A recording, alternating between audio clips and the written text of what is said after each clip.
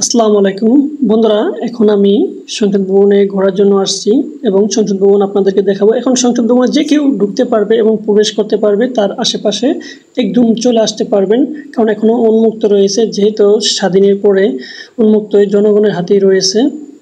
এটা হলো প্রধান একটি গেট, এখান দিয়ে এমপি মন্ত্রীরা ভিতরে প্রবেশ করতো গাড়ি নিয়ে। এই রাস্তায় এখন এই রাস্তাটা যে সাধারণ জনগণের জন্য বন্ধ করে দেওয়া হয়েছে, ভিতরে একদমই প্রবেশ নিষেধ রাখছে, সেনাবাহিনী এখানে ব্যারিকেড দিয়ে রাখছে।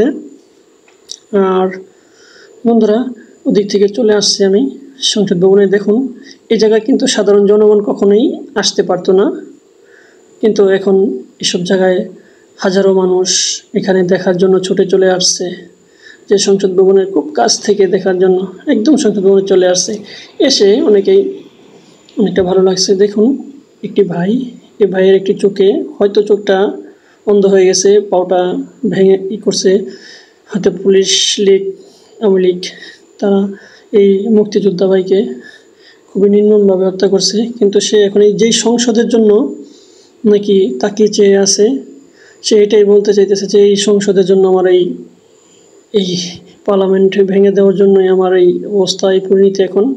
এখন আমি আপনাদের এবং গভর্নমেন্ট যারা এখন বসবে পার্লামেন্টে, তারা জানি এরকম মুক্তিযোদ্ধারা যারা এখন অর্ধেক শহীদ হয়ে আছে হাসপাতালে বেডে, এবং বাড়িতে অনেকের চিকিৎসার টাকাও নেই, অনেকের হাত নেই, পাও নেই, অনেকে চলে গেছে দুনিয়া থেকে, তাদের খোঁজ নিয়ে এবং যে কলেজে যে স্টুডেন্ট, যে কলেজে যে স্কুলের এরকম স্টুডেন্ট খবর নিয়ে নাম তালিকা করে তাদের যাতে পাশে বাংলাদেশ গভর্নমেন্ট থাকে, এবং তাদের যাতে যেমন মুক্তিযোদ্ধাদের ভাতা দেওয়া হতো তেমন করে যেহেতু এই ভাইদের ভাতা দেওয়া হয় এবং সেই ভাইদের জন্য মূল্যায়ন করা হয়, এটাই আশাবাদী নতুন গভর্নমেন্ট যে আসবে তার কাছে।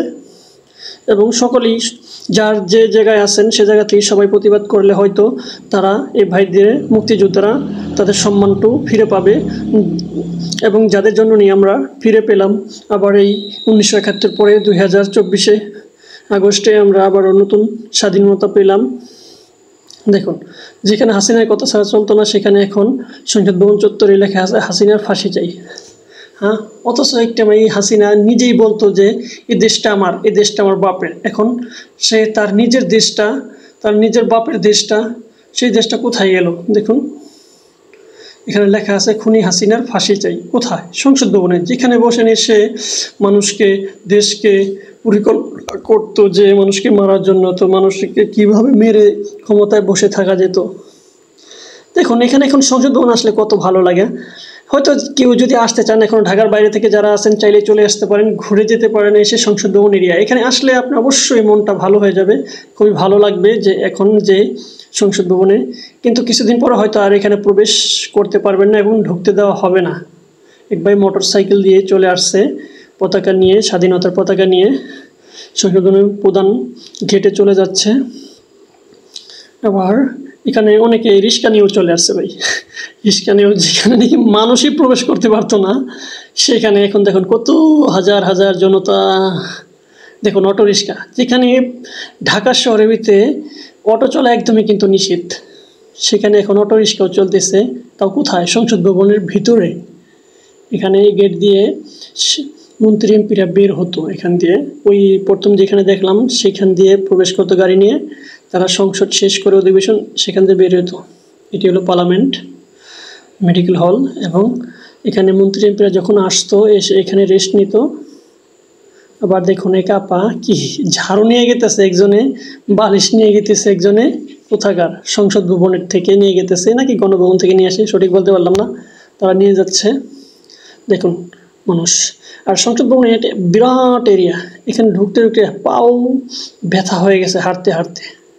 দেখুন, অনেক জায়গা দিয়েই ব্রেকেট দিয়ে রাখছে, ভিতরে প্রবেশ করতে দেয় না।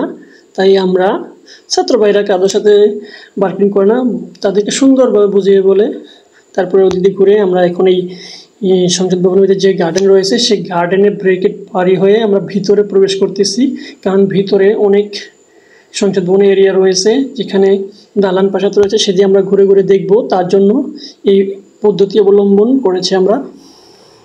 দেখুন আমাদের মতো অনেকেই করছে এবং আমরাও আরেকজনকে ফলো করে এই দেওয়াল টুপকে এই ভিতরে প্রবেশ করেছি, কারণ এখন এই ভিতরে প্রবেশ করতে দেয় না। ভিতরে প্রবেশ করে দেখুন এখানে এমপি মন্ত্রীরা বসে আড্ডা মারত। যখনই সংসদে অধিবেশন হতো তার আগেই যারা চলে আসতো এসে এখানে চা কফি খেত এবং আড্ডা মারতো এখানে বসে। সেখানে কিন্তু আমরা চলে আসছি। জীবনও কিন্তু এখানে আসার কল্পনাও করি নাই, আসতে পারতামও না এখানে, অথচ আমরা সেই জায়গায় ঢুকে গেছি। এখানে আসতে হলে অবশ্যই কিন্তু আপনার এমপি মন্ত্রী হতে হবে কিংবা চাকরিজীবী হতে হবে কোন জায়গার সংসদ ভবনের ভিতরের। কিন্তু এখানে তো আসার কল্পনা কখনো, কারণ এখানে আসতে হলে তো কোটিপতির ছেলে হতে হবে কিংবা লাখপতির ছেলে হতে হবে। কিন্তু আমাদের কখনো কল্পনার বাইরে ছিল যে আমরা এখানে সাধারণ জনগণ আমজনতা এখানে প্রবেশ করতে পারবে সংসদ ভবনে, পার্লামেন্টের ভিতরে। এখন আমরা এটি হলো বেসিং, বিদ্যুৎ সংযোগ নেই তো তাই এই জন্য অন্ধকার, বিভিন্ন জায়গায় অনেক ক্ষতিগ্রস্ত হয়েছে সংসদ ভবনে।